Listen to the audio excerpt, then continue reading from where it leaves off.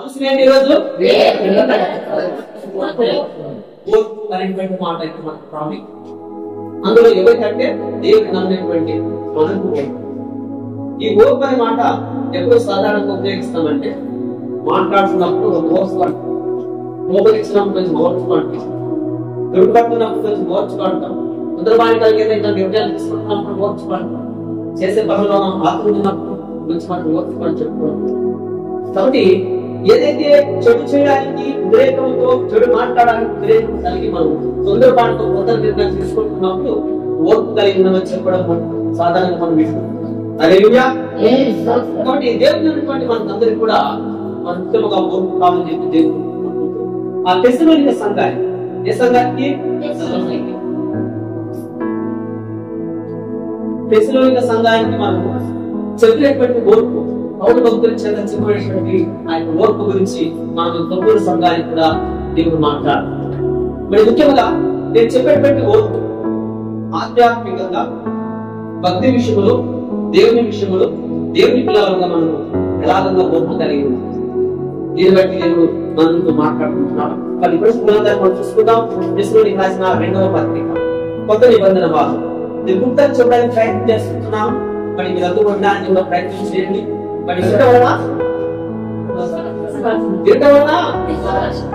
విశ్వాసం. మరి ఎంతమంది విశ్వాసాలుగా ఉంటున్నారు, ఎంతమంది వింటున్నారు చూద్దాం.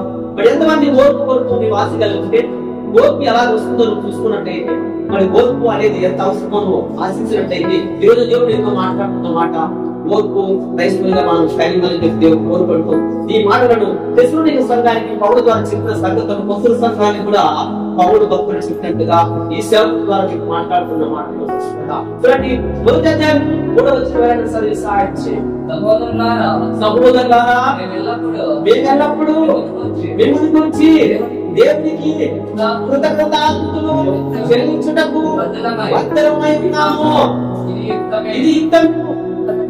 అంటే మీ విశ్వాసము బహుగా అభివృద్ధి పొందుతున్నది.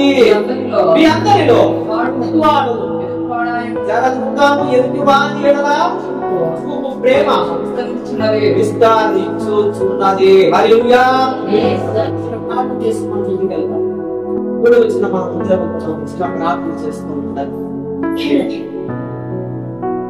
తన బిడ్డలుగా ఎదుగు వచ్చేటువంటి వారికి దేవుని యొక్క భక్తులుగా కొనసాగుతూ వాక్యానుసారంగా నడుస్తూ మందిరానికి వస్తూ పరిశుద్ధ గ్రంథాన్ని పఠిస్తూ ప్రార్థన చేస్తూ ఆరాధన చేస్తూ దేవుని పేరు పెట్టుకున్నటువంటి మనము కూడా లోకంలో అన్ని జనుల మధ్య, అవిశ్వాసుల మధ్య, అపహాసం చేసే వారి మధ్య, ఎగతాళం చేసే వారి మధ్య, దూషించే వారి మధ్య, నిందించే వారి మధ్య, సాధారణ పరిపాలకుల మధ్య మనం చూడగా మనకు కూడా కావలసిన ఓర్పు ఎంతో అవసరమని తెలుసుకున్న దేవుడు మీరు కూడా ఆ విషయంలో ఓర్పు కలిగి జీవించడం చెప్పడానికి ఇష్టపడుతూ నిన్ను నన్ను మనందరినీ కూడా ఓర్పు కోరుకునేటువంటి దేవుడు వాక్యం చేత మాట్లాడుతుంటున్నాడు.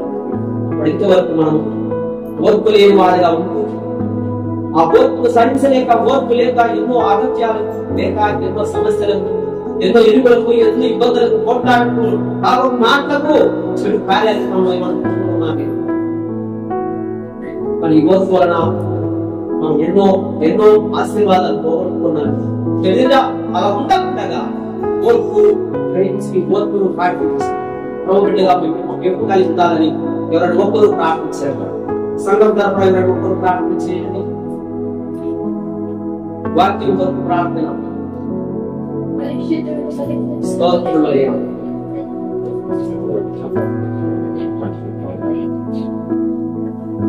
స్తోత్రం.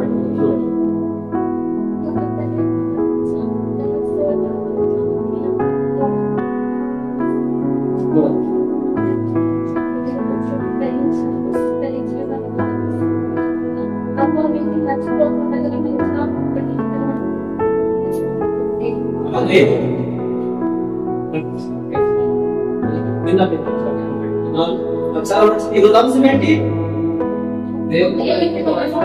దేవుని పిల్లలకు కావలసిన అయితే ప్రసంగంలోని అంశము మీకు నిర్మించడానికి కావచ్చు. మేము ఎక్కడ ఓర్పు లేకుండా ఉన్నాం. విన్నాం దయచేసి అందరూ దయచేసి మనసులో మాట్లాడుకుంటారు. మీరు ఎక్కడ పెట్టుకుంటాం, ఓర్పు కలిగి ఉన్నాం కదా, ఓర్పు కలిగి వస్తున్నాం, ఓర్పు కలిగి అనుకుంటున్నాం, ఓర్పు కలిగి ప్రార్థన చేస్తున్నాం. ఇంకా ఇక్కడ కొంత బలహీనత ఎవరు పరిశీలించేగా, ఎవరు పరిశీలించగా, పరిశీలించేగా ఇంకా మనం ఎక్కడో ఓర్పు లేకపోతున్నాం ఉద్దేశాన్ని ప్రేమ తెలుసు తెస్సలోనిక సంఘానికి మరి ఇక్కడ అపోస్తలుడు పౌలు మెచ్చుకుంటున్నారు. అక్కడ ఆయన విషయంలో, ఆయన సంఘ విషయంలో నాయకులు సంతోషించడం. ఎందుకంటే మరి ఇక్కడ మేము ఎల్లప్పుడూ మిమ్మల్ని గురించి కృతజ్ఞతాస్తుతులు చెల్లించడం భద్రంగా ఉన్నాము. ఇది యుక్తమే. ఏదైనా మీ విశ్వాసము బహుగా అభివృద్ధి పొందుతున్నది, వారి విశ్వాసాన్ని బహుగా అభివృద్ధి పొందుతున్నారు. ఏ సంఘస్థులు విశ్వాసాన్ని వాళ్ళు అభివృద్ధి చేసుకుంటున్నారు. అందుకే మెచ్చుకుంటున్నాం. ఏమి అర్థం చేసుకుంటున్నారు? సంపాదన అభివృద్ధి చేసుకుంటున్నారు, వారి ఇల్లు అభివృద్ధి చేసుకుంటున్నారు, వారి యొక్క విండు బంగారాలు అభివృద్ధి చేసుకుంటున్నారు. ఈ రకంగా అభివృద్ధి తెచ్చే రాజు లేదు. కానీ ఆత్మీయంగా దేవునికి సంబంధించినటువంటి విశ్వాసాన్ని వాళ్ళు అభివృద్ధి చేసుకుంటున్నారని చెప్పి రాయడం. కాబట్టి ఈ రోజు ఈ మాటను బట్టి కూర్చున్న మనం అందరం కూడా పురుషులమైన స్త్రీలమైన మనం భూలోకంలో ఏదైనా అభివృద్ధి చేసుకోవాలని చెప్పి అనుకుంటే మొదట దేని అభివృద్ధి చేసుకోవాలా? తర్వాత మీ అభివృద్ధి. దేవుని విశ్వాసం కాకుండా నువ్వు ఎంత అభివృద్ధి చేసుకోవాలని చూసినా అది ఈ లోకముకు అర్థమైపోతుంది. అది ఒకరోజు జీవం. ఆమె ఏమవుతున్నది? జీవం. అది నువ్వు అనుభవించిన కలుగుతుంది. కాబట్టి నీ విశ్వాసం నువ్వు అభివృద్ధి చేసుకుంటే నీ వెంట వచ్చును. ఆమె విశ్వాసాన్ని అభివృద్ధి చేసుకుంటే నీ వెంట వచ్చును. ఈరోజు మన వెంట వచ్చే విశ్వాసం కావాలా? మన వెంట రాని విడిచిపెట్టినటువంటి సంపాదన మనకు కావాలి. వెంట వచ్చే విశ్వాసాన్ని మనం సంపాదించాలి. రోజు మరి 10 ఇళ్ళున్నా, 50 ఎకరాల పొలం ఉన్నా, కేజీ బంగారు ఉన్నా, నీ వెంట సంఘస్థులు వారి దేని అభివృద్ధి చేసుకుంటున్నారు అంటే విశ్వాసాన్ని అభివృద్ధి చేస్తున్నారు. కూర్చొని మనం అందరం కొద్ది వార్తలు మనం దేని అభివృద్ధి చేసుకోవాలని పాల్గొనగలగాల? దేవుడి పేరు నమ్మకం, దేవుడి పేరు భయం, దేవుడి సర్వం, దేవుడి సమస్తం ప్రతి చాలా విశ్వాసం సంపాదన చేసుకుంటే అది నీ వెంట వస్తుంది. ఎక్కడ వరకు వస్తుంది? ఎక్కడ వరకు వస్తుంది? నువ్వు ఈ లోకానికి విడిచిపోయిన మరణించిన శరీరం యొక్క విశ్వాసం. కాబట్టి ప్రభువు రాజ్యం చేర్పించినందుకు నీ విశ్వాసం నీ వెంట వచ్చేటువంటి విశ్వాసం, నమ్మకాన్ని నమ్మకాన్ని సంపాదించడానికి ప్రయత్నం చేయాలని చెప్పి నేను మనకు ఆ విషయంలో మనం అభివృద్ధి కలుగుతున్నారు. కాబట్టి సేవకుడు పౌలు ఏం చేస్తున్నాడంట? మెచ్చుకున్నాడు. ఏం మెచ్చుకున్నాడు? విశ్వాసం అభివృద్ధి అయ్యాక మెచ్చుకున్నాడు. రెండు ఏం మెచ్చుకున్నాడు చూసుకున్నాం. చదవండి తోడ్పడగా చదవండి. అభివృద్ధి పొందుతున్నది. మీ అందరిలో ప్రతి వారు ఎదుటి వారిని రెండో పాయింట్, ఆ తెస్సలోనిక సంఘంలో పౌలు సేవకుడు చూసి మెచ్చుకునే సంఘటన ఏమిటంటే ఎదుటి వారి విషయంలో నా ప్రేమ కలిగి ఉన్నారు. ఎవరు? సంఘం పేరు మర్చిపోతుంది. ఏ సంఘస్థులంట? తెస్సలోనిక ఒక ఊరి పేరు, ఒక పట్టణం పేరు. కొత్తూరు ఎలాగో, కొత్తూరు సంఘం ఎలాగో అది తెస్సలోనిక ఒక పేరు. ఆ సంఘాన్ని తెస్సలోనిక సంఘం అని పేరు పెట్టారు. కొత్తూరు సంఘం. కాబట్టి కొత్తూరు సంఘంలో ఎత్తుకుంటున్నాము, తెస్సలోనిక సంఘంలో విశ్వాసం ఉన్నావు. ఆ తెస్సలోనిక సంఘానికి సేవకుడు ఎవరైనా చెప్తున్నాము? పౌలు. పౌలు మన విశ్వాసాన్ని చూశాడు, చూశాడు. రెండోది ఏం చూస్తున్నాడు అంటే, ఉన్న విశ్వాసులారా, నా పిల్లలారా, దేవుడి పిల్లలారా, మీరు విశ్వాసాన్ని అభివృద్ధి చేసుకుంటూ అందరితో కాకుండా ఎదుటి వారి విషయంలో మీరు ఏం కలిగి ఉన్నారంట? ఎదుటి వారికి ఎవరు? నమ్మిన వారు, నమ్మలేకున్న వారు, మన ముందున్న వారు ప్రాణంతో, ఆమె ప్రాణంతో బ్రతుకున్న వాళ్ళందరూ శత్రువైన వారి సహోదరి సహోదరు. కాబట్టి వారి యొక్క మీరు అంటే మీరంటే ఇక్కడ నమ్మినటువంటి పిల్లలటువంటి మీరు, బాప్తిస్మం తీసుకున్నటువంటి వారు మీరు, ప్రభువుని వెంబడించేటువంటి వారు మీరు, వారి యొక్క ఏ సహోదరులు ఉన్నారు, నమ్మిన వారు, నమ్ముకున్న వారు ఎవరున్నారు, వారి యొక్క మీరు ప్రేమ కలిగి నడుచుకున్నారు. ఎవరు ప్రేమ కలిగి నడుచుకున్నారంట? ఎవరి ప్రేమ? దేవుని ప్రేమ కలిగి నడుచుకున్నారని మీరు నడుచుకున్నారు. అంటే దేవుడు ప్రేమ స్వరూపం. ఆమె దేవుడు ఎవరంట? ప్రేమ స్వరూపం. దేవుడు లోకాన్ని ప్రేమించాడు కనుక, లోకమైన మనుషులందరూ ప్రేమించాడు కనుక ఈ లోకానికి రావడం జరిగింది. కాబట్టి క్రీస్తు ప్రేమను మీరు తీసుకున్నారు, క్రీస్తు ప్రేమను మీరు ఆస్వాదిస్తున్నారు కనుక, సహోదర ప్రేమను ఒకరిని ప్రేమిస్తున్నారు కనుక నేను మిమ్మల్ని నేర్చుకుంటున్నాను. ఈరోజు ఈ సంఘంలో ఎదుటి వారిని ప్రేమించలేని స్థితి అంటే అర్థం తెలుసా? ఈ యొక్క తెస్సలోనిక సంఘం అభివృద్ధి అయ్యడానికి లేక మరి ముందు సారానికి వాళ్ళ కాలం ఏమిటంటే ఆ సంఘం అనేక చేర్చుకుంటున్నాను. కాబట్టి సంఘం అభివృద్ధి కావాలంటే సంఘంలోనికి అనేక కొత్త వారు నమ్మలేకున్న వారు సౌదలో బాధలో పెట్టుకున్న వారు రావడానికి కారణం ఏమిటంటే నమ్మిన నీవు విశ్వాసాన్ని అభివృద్ధి చేసుకోవడం వారికి ప్రేమ చూపిస్తే ఆమె దేవుడిని ప్రేమిస్తే నీ ద్వారా నీ మూలంగా నీ ప్రేమతో నీ అభివృద్ధి చేసుకున్న విశ్వాసంతో ప్రార్థన చేస్తే నువ్వు చూపించిన ప్రేమ ఫలితాన్నిచ్చి అనేకులు దేవుని చేర్చబడి అప్పుడు సంఘం ఏమవుతుందంటే విస్తారముగా సంఘం చేర్చబడుతుంది. అనేక గొప్పగా ఏర్పడకు ప్రార్థన శక్తి బలము ఎక్కువగా ఉంటుంది. దేవుని కారణం గొప్పగా జరుగుతుంది. దేవుడు అభివృద్ధి గొప్పగా జరుగుతుంది. దేవుని విశ్వాసం విస్తరింపబడు అనేకులు దేవుని ఎందుకు చేర్చడానికి అవకాశం ఉంది. రెండవ కారణం చూసినట్లయితే ప్రేమ కలిగి మనం చాలా చూస్తున్నాము. ప్రభుత్వం మనమందరం కూడా పరిశుద్ధ గ్రంథాన్ని చదివితే నేను దయచేసి మనమంతా ఏం చదువుతాము? పరిశుద్ధ గ్రంథాన్ని చదివితే లేక పరిశుద్ధ గ్రంథాన్ని వింటే లోకస్తులందరూ కూడా ఏమి చదువుతారో తెలుసా? చెప్తారు ఎవరైనా? లోకస్తులందరూ కూడా ఏం చదువుతారో తెలుసా? ఏం చదువుతారు?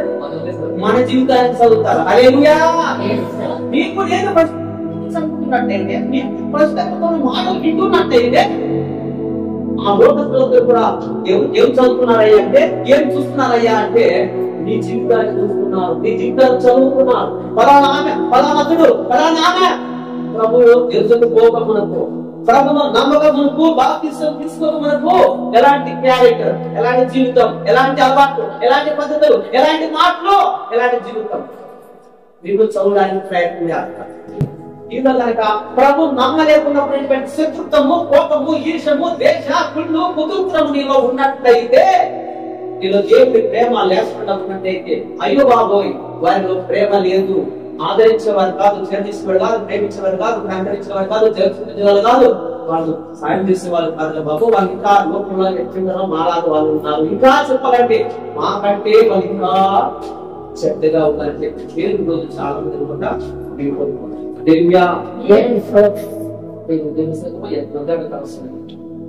తెస్సలోనిక సంఘాన్ని ఒక సేవకుడు ప్రభుత్వంలో మెచ్చుకుంటున్నాడంటే వారి లక్షణాలను చూసుకుంటున్నాడు.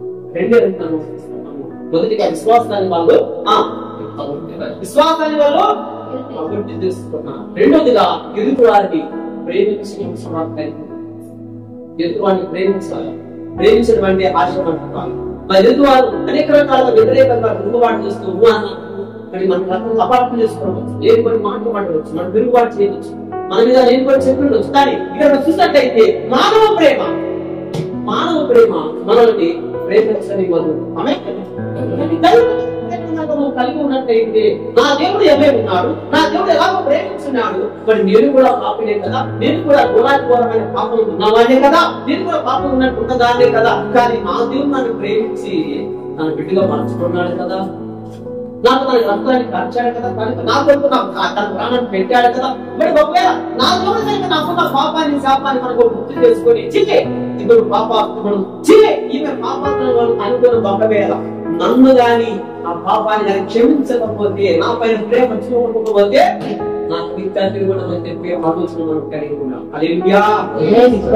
ఈరోజు మరి చాలా చూసినప్పుడు అందరూ మరి వెళ్తున్న వాళ్ళందరూ అదేమో ఖచ్చితంగా మనకి లోకమంతా ఖచ్చితంగా ఉన్నట్టుగా ఎదురు ఉన్న వాళ్ళందరూ చెడ్డలు కనబడుతున్నారు మనం చెప్పాలి. చాలా తన మాత్రమే మంచి వాళ్ళు మాత్రమే కనిపిస్తూ నీకు కనిపిస్తున్న వాళ్ళంతా చూస్తున్న వాళ్ళంతా చెడ్డలుగా అనుకునేటువంటి వాళ్ళు చాలా మంది చేస్తారు. కాబట్టి నేను ఏమంటున్నానంటే తెస్సలోనిక సంఘంలో రెండవ గుణం ఏంటో చెప్పుకుంటున్నాము అందరూ చెప్పాలి. రెండవ గుణం ఏంటి? సేవకుడు తెచ్చినటువంటి గుణము ఎదుటి వారిని ప్రేమించే గుణం. వారిని ప్రేమించినప్పుడు మనం దేవుని ప్రేమించాలి. అప్పుడు క్రీస్తు ప్రేమ మనలో చూపిస్తాం. హల్లెలూయా!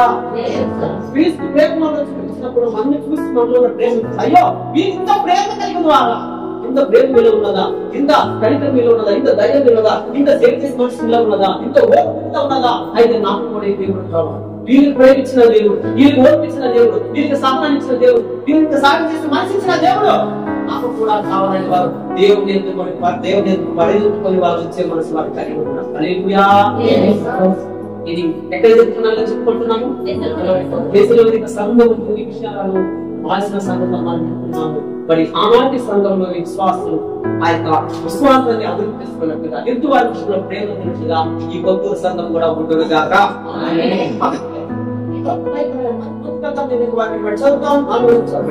అందువలన మీ హింసలోను మీరు సహిస్తున్న శ్రమలోను మీ ఓర్పును విశ్వాసమును చూచి మేము దేవుని సంఘములలో మీ యందు అతిశయపడుచున్నాము. ఓ క్రీస్తునిక సంఘములారా, మీకు శ్రమలు ఉన్నాయి, బాధలు ఉన్నాయి, కష్టాలు ఉన్నాయి, మీరు ఇంట్లో ఉన్నారు, ఇబ్బందులు ఉన్నారు. అయినప్పుడు కూడా మీకున్న విశ్వాసాన్ని బట్టి, మీకున్న ప్రేమను బట్టి మేము అనేక సంఘాల మీ గురించి మేము చెప్పుతూ వస్తున్నాం అంటున్నాడు పౌలు. హల్లెలూయా. అంటే ఈ పౌలు భక్తులు ఒక సంఘానికి కాదు కానీ మరి చెప్పేసి రోమా రకరకాల సంఘాలకు సేవకుడుగా ఉంటున్నాడు. కాబట్టి ఈ తెస్సలోనిక సంఘం యొక్క మంచి విషయాలను అనేక సంఘాలకు చెబుతూ ఉంటున్నట్టుగా వారిని జ్ఞాపకం చేస్తారు. అంటే ఈరోజు ఈ కొత్తూరు సంఘాన్ని ఎవరైనా ఒక కొత్త సేవకు వచ్చినప్పుడు, ఒక కొత్త విశ్వాసం వచ్చినప్పుడు మనం ఇక్కడ విశ్వాసం అభివృద్ధిని చూసి, మనం బట్టి ఎత్తు వారి యొక్క ప్రేమను చూసి, ఇంకో కొత్త సంఘం ఉందయ్యా, అక్కడున్న పురుషులు గాని అక్కడున్న స్త్రీలు గాని వారు విశ్వాసం వరకు ప్రయాసపడతారు కానీ వింటున్నారా? వారు విశ్వాసం వరకు ప్రయాసపడుతున్నారు, విశ్వాసం అభివృద్ధి వారు ఉన్నారు చూస్తే అర్థమవుతుంది.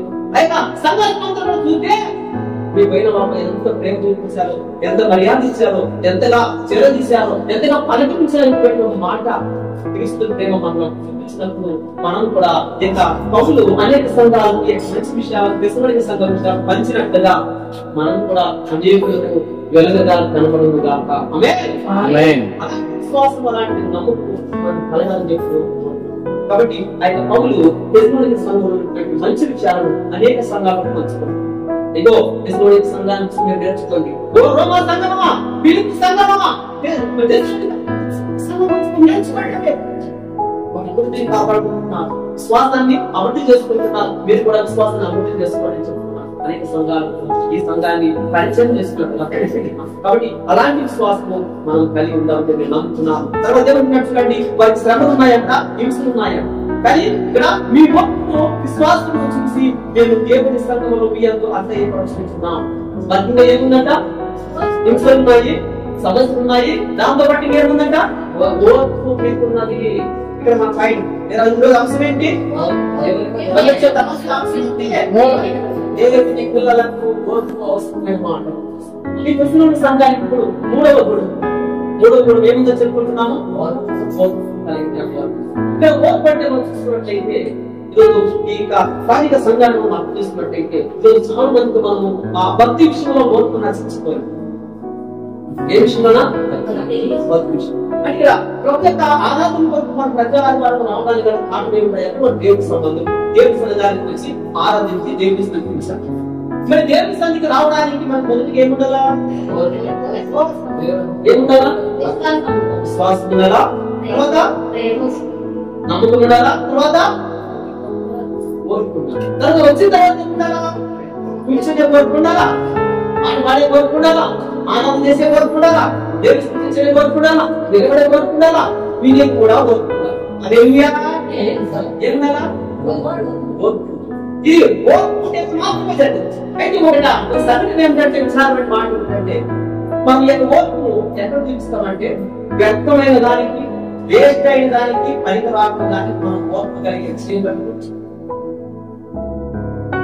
మనతో మాట అన్నాడు ఇలా అనుకోసారి ఏంటంటే ఎక్కువ వాటికి ఓర్పు. మన దేవుని ఆలయం రావడానికి ఓర్పుకుంటూ, దేవుని సన్నిధికి కూర్చోడానికి ఓర్పుకుంటూ, వినడానికి ఇప్పుడు మనము కొత్తూరు సంఘం ఓర్పు కలిగి ఉన్నామా లేదా? తీసుకునే సంఘం లాగా ప్రశ్న. ఓర్పు కలిగి ఉన్నామా లేదా? గడిచేపు కూర్చోండి. ఇంకా ఈ సంఘానికి ఉన్న మరొక లోపల ఏం సంబంధాలు మనం ఎవరికి ఎప్పుడు సమయాన్ని ఇస్తున్నామా? నీకు ఓర్పు ఉన్నట్టయితే ఇదిగో క్రీస్తులోని సంఘం లాగా నీవు కూడా విశ్వాసాన్ని అభివృద్ధి చేసుకోవడానికి ఓర్పు కలిగి ఉండవుగాక.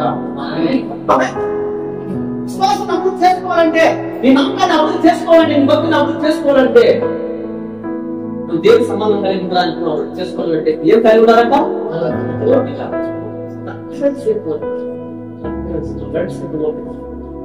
దేవుని కొరకు, దేవుని వాక్యం కొరకు నేను దేవుని ఆరాధన కొరకు నేను సమయాన్ని దేవుని కొరకు చూడడానికి ఓర్పు కలిగి ఉన్నాను. కాబట్టి ఆ ఓర్పు ఎక్కడ చూసుకుంటున్నామా? ఇప్పుడు ఎక్కడుందంట? ఓర్పు భక్తుల సంఘానికి వచ్చిన కాక ఎవరు కూడా అలసట సొంత ఓర్పుతో ఎవరు కూడా ఉండకూడదు కాక దేవుడు ఎవరు కూడా మన ఓర్పు విషయంలో దేవుని విషయంలో దేవుని విషయంలో ఈ దేవుడు నా దేవుడు కనుక అయ్యో నాకు ఓర్పు లేదనుకోండి సినిమా వస్తున్నట్టున్నారు. దేవుడు నాకు ఓర్పు లేదని చెప్పి అనుకున్నట్టయితే ఆయన ఏడు మాట సినిమా మాట్లాడారు. నాకు ఓర్పు లేదనుకుంటే భరించుకోవాలి కాదు ఆయన ఎంతో ఓర్పు కలిగిన వాడు కనుక నీకు నాకు సంధిస్తాను ఈ రోజు నీకు నాకు మోక్షాన్నిస్తారని చెప్పి ఆయన వాగ్దానం చేసి నిలబడుతున్నాడు. అదే కనుక తండ్రి ఎలాగ ఉన్నాడు మనం ప్రధాని చెప్తున్నాడు. ఆయన విశ్వాసాన్ని అభివృద్ధి చేసుకున్నాడు, ప్రేమను కలిగి ఉన్నాడు, శ్రమను కలిగి ఉన్నాడు. ఆయన తిరిగి మరణాన్ని గెలిచి తిరిగి లేచాడు. నేను కూడా అలాగా విశ్వాసాన్ని అభివృద్ధి చేసుకొని ఎందువల్ల విషయంలో ప్రేమ కలిగి ప్రపంచంలో ఓర్పు కలిగి ఉన్నట్టయితే నీవు కూడా రోజు మరణిస్తావు. రోజు మరణిస్తావు. క్రీస్తులాగా నిన్ను కూడా నన్ను కూడా సమాన్ని భయపడతారు. తర్వాత క్రీస్తులాగా నేనేమో తెలుసా సజీవులుగా తిరిగి లేస్తాం.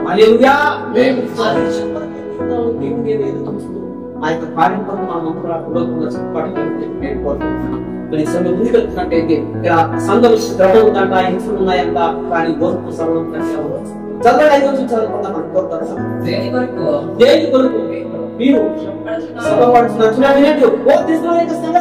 దేని కొరకు కష్టపడుతున్నారో ఆ దేవుని రాజ్యములకు మీరు యోగ్యులని ఎంచబడ నిమిత్తము మీరింట్లో ఓర్చుకుంట దేవుని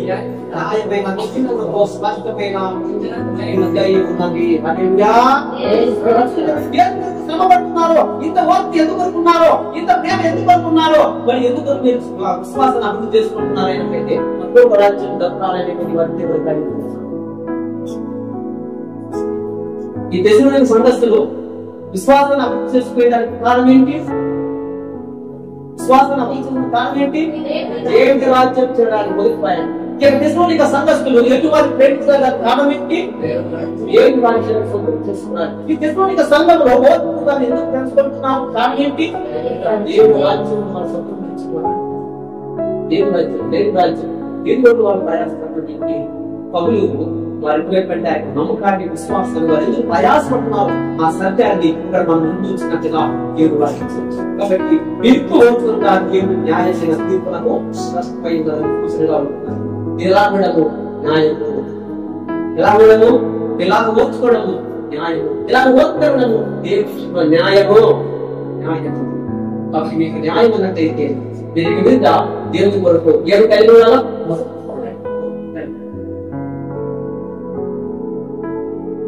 ఈ ఓర్పు అనేది చాలా కాంప్లికేటెడ్ విషయంలో మనం మాట్లాడుతున్నాం.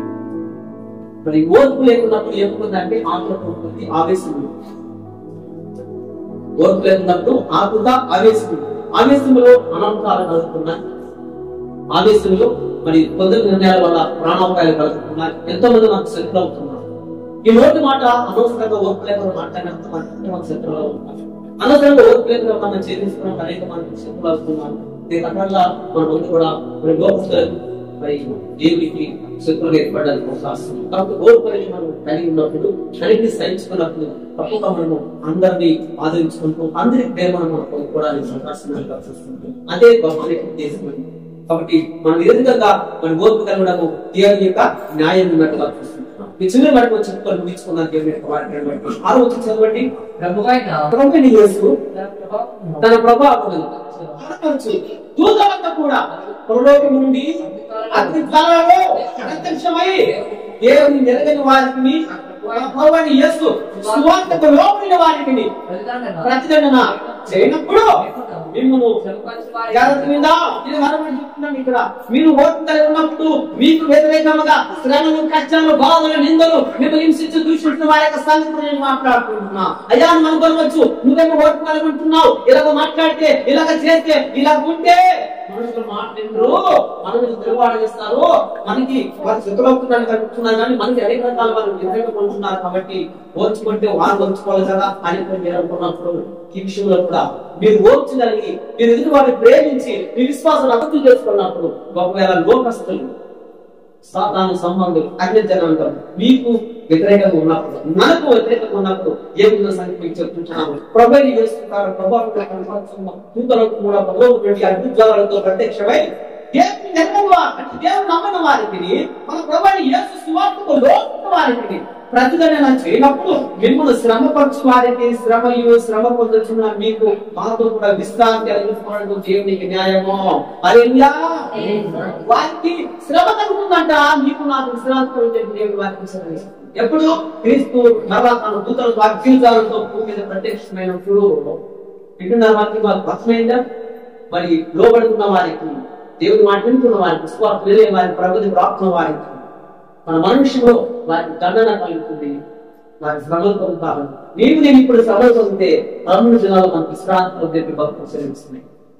అది జరగాలంటే నేను తెలుగు సంఘం లాగా విశ్వాసాన్ని ఏం చేద్దాం? విశ్వాసాన్ని ఏం చేసుకుందాం? అభివృద్ధి చేసుకుందాం. ఎదుటి వారి విషయంలో ఏం చూద్దాం?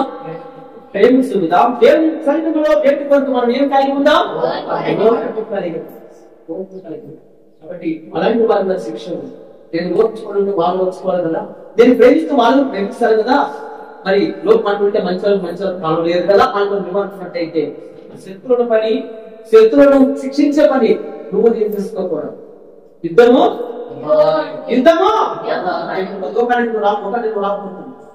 వారికి శిక్ష రాను.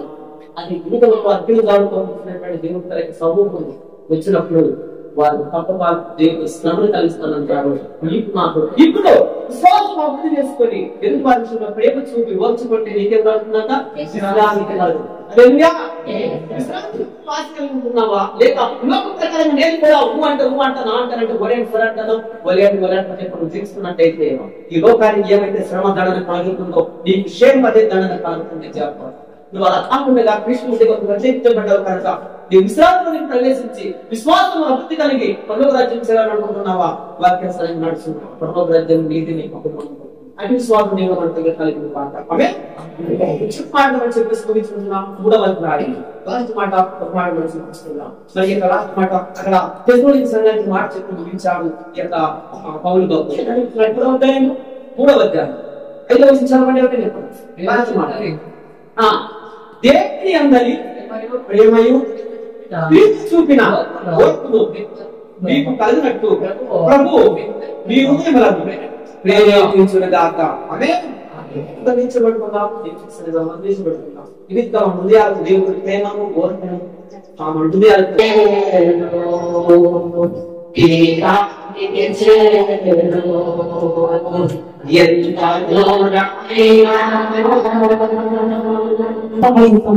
మాటలు ఈ రాజ్యాన్ని చేరడానికి అవసరమైన మాటలు పరిశుద్ధాత్మ దేవుడు ఆనాడు క్రీస్తు సంఘానికి సంఘానికి కూడా సేవకుల ద్వారా చెప్పిన మాటలు మీకు విశ్వాసాన్ని బలపరచడానికి చెప్పిన సంగతులుగా మీరు ఆలోచన చేయాలని మనకు చేస్తున్నాడు.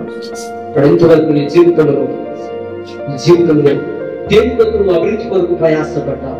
ఏది అభివృద్ధి చేసుకోవడానికి ప్రయాసపడ్డావు? నీ సంపాదన, నీ పేరు కొరక, నీ ప్రతిష్టల కొరక, నీ జన్మ కొరక, నీ బతుకు కొరక, నీ తిండి కొరక, దేని కొరకు అభివృద్ధిని నువ్వు కోరుకున్నావు? జీవించావు.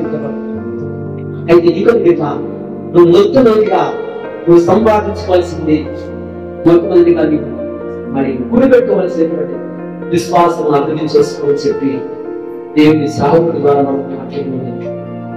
ఈ విశ్వాసం స్థుతించు.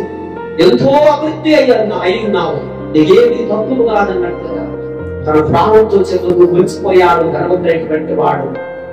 అయితే విశ్వాసం అభివృద్ధి చేసుకోలేక, ప్రభు యొక్క భక్తిని అభివృద్ధి చేసుకోలేక, ప్రభు యొక్క ప్రేమ అభివృద్ధి చేసుకోలేక, ప్రభు యొక్క ఓర్పును అభివృద్ధి చేసుకోలేక, ప్రభు యొక్క రాజ్యం వరకు సిద్ధపాటు కలగలేక, తాను తాత్కాలికమైన సుఖాన్ని బట్టి అభివృద్ధి కలిగిన బట్టి ఆయన ధనవంతుని చూసి దేవుడు అంటున్నాడు, వెరివాడా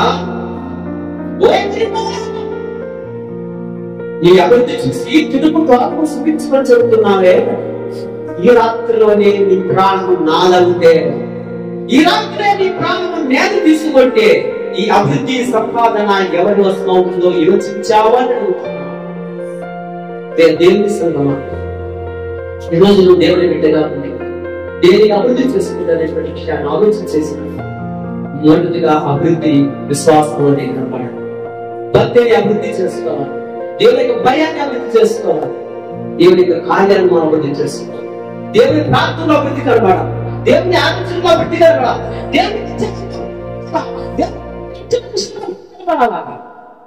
దీనికి మించినటువంటి అభివృద్ధిని ఎంత సాధించుకున్నా ధనవంతలాగా విడిచిపెట్టబడతాం.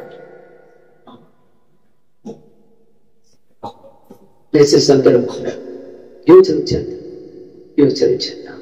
అలాంటి వాడిని నిద్రించాను, మరణించాను. సంపాదన అభివృద్ధి ఇక్కడే ఆగిపోయింది. నిందించుకోకై మరణమై లేచిన లాజరు నిందించుకోక, ఎక్కడ పోయి అభివృద్ధి, ఎక్కడ పోయి సంపాదన, ఎక్కడ పోయి పేరు ప్రతిష్టలు వదిలేసుకోవచ్చు. కానీ ఇప్పుడు ఆయన కావాల్సిన అభివృద్ధి కోరలేదు, సంపాదన కోరలేదు, ఆహారం కోరిక అడగలేదు. ఆయన కోరిక చెట్లు వేలుతో నిందించుకో కొరకు వ్యాపారం పడుతూ వ్యాపారం చేస్తూ తండ్రి దేవునికి మొదలుపెట్టుకుంటున్నా. అది తెలియక నాకు రాకముందే స్థితి దేవుని చేత పొందుకున్నా, అందరూ చీయన్నా, అయిన వారు ఆదరించలేకపోయినా, కట్టుకున్న వారు వదిలేసుకున్నా, కట్టుకున్న వాడే వదిలేసిన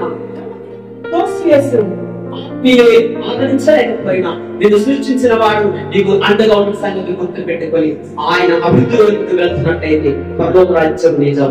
చెప్పండి.